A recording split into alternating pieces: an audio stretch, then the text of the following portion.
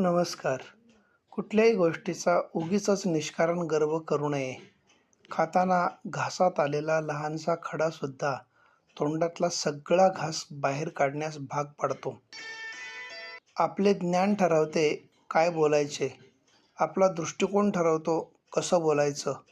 आपल्यातील कौशल्य ठरवते किती बोलायचे आणि शेवटी आपले शहाणपण ठरवते बोलायचे की नाही ते.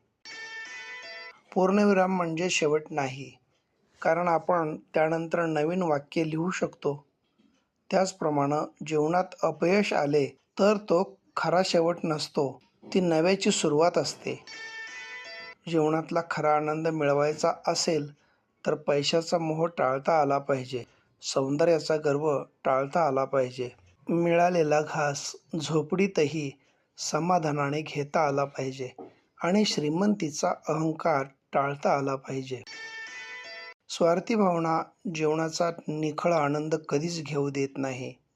आपल्या भावना निस्वार्थी ठेवल्या तर जीवनाचं नंदनवन समाधानानं इतकं फुलेल की आपण सदैव आनंदी राहू शकू. अच्छे शब्द और व्यवहार ही मनुष्य की असली पहचान है.